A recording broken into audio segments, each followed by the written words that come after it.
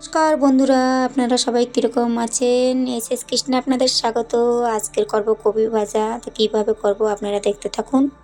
আমার কড়াই গরম হয়ে গেছে। কড়াইতে দিয়ে দিচ্ছি সরিষার তেল,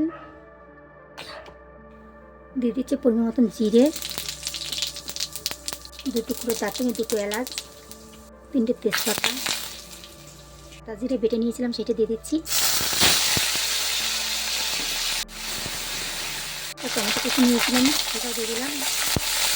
পরিমাণ মতন হলুদ, স্বাদ মতন নুন, একটু মশলাটা ভেজে নেবো ভালো করে। দিচ্ছি চিংড়ি মাছ কেটে রেখেছিলাম, সেই চিংড়ি মাছটাও দিয়ে দিলাম। এবার একটু ভালো করে ভেজে নেবো।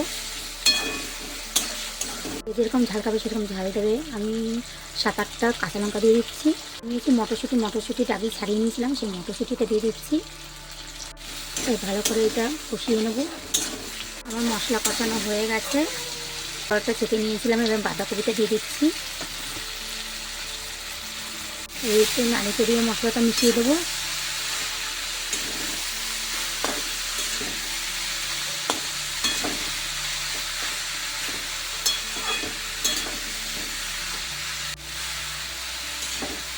আমার মশলাটা কিন্তু মেশানো হয়ে গেছে। এবার হতে থাক, তারপর হয়ে গেলে আবার তোমাদের আমি দেখাবো।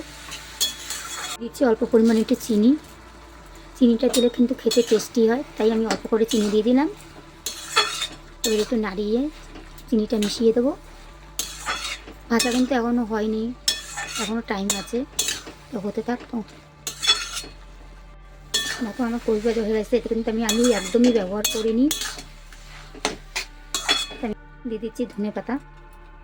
এই ধনেপাতাটা দিলে কিন্তু এমনিতেই কপির স্বাদটা অন্যরকম হয়ে যায়, খেতে খুবই টেস্টি হয়। এবার হয়ে গেছে, এবার আমি নামিয়ে নেবো। দেখো আমার কপি ভাজা পুরোই হয়ে গেছে। এবার আমি নামিয়েও নিয়েছি। দিয়ে দিচ্ছি 2টো কাঁচা লঙ্কা। দেখো এইভাবে করে খেতে কিন্তু খুবই ভালো লাগে। আর আমি এখানেই ভিডিওটি রাখছি। সবাই ভালো থাকবে, সুস্থ থাকবে, স্বাভাবিক থাকবে। আর যদি ভিডিওটি ভালো লেগে থাকে একটা লাইক, কমেন্ট, শেয়ার এবং অবশ্যই সাবস্ক্রাইব করে দেবে। আমাদের সাথে আবার দেখা হবে অন্য কোনো ভিডিওতে। নমস্কার।